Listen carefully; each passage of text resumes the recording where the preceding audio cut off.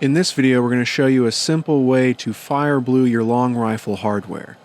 Using a small shot propane torch mounted in a vise, you can see here that we're holding our ramrod pipe with a set of pliers and gradually adjusting the heat across that ramrod pipe until we have an even color change across the pipe. Then it's dunked in some used motor oil. This just cools the part. The oil doesn't do anything to solidify the color. You could let this sit and cool on a metal bench if you wanted to, and you'd have the same effect. You can see here as we heat the trigger guard that we're starting at one end of the trigger guard and slowly making our way to the other end, only adjusting the position of the trigger guard in front of the torch when the area that we're heating hits the desired color that we're looking for. For this student, it was kind of a blue-violet color that he was going for this trigger guard. At the end here, we're just finishing off before the trigger guard is dunked into the motor oil to cool. And you can kind of tell it's cool when it stops sizzling and you start to see some of the steam and smoke come off of there. It's then just set on a scrap piece of cardboard on the bench to finish cooling.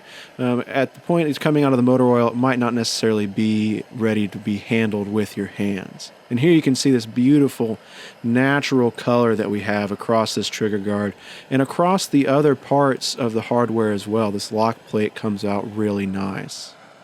Working on the butt plate here, a lot of these larger pieces are going to take a little bit longer than some of your smaller pieces. You can use this technique on all of the iron hardware on one of these. We're working with a Kibler Southern Mountain Rifle Kit here, and the instructor that's doing this, Wayne Estes, talked about while he was doing this technique that he really likes doing this, especially on locks and trigger assemblies. You get a nice, natural, really traditional kind of homespun look with your hardware finish, and it's also non-corrosive, so it's really safe to use on a trigger assembly, and on your lock assembly you have no risk of any rust getting into any of those technical internals.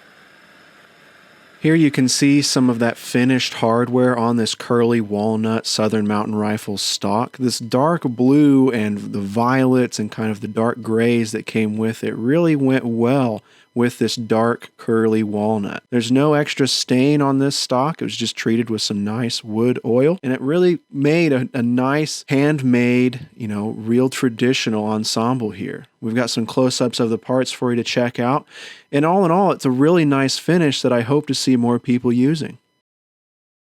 Thank you so much for watching. If you'd like to learn more, please visit NMLRA.org.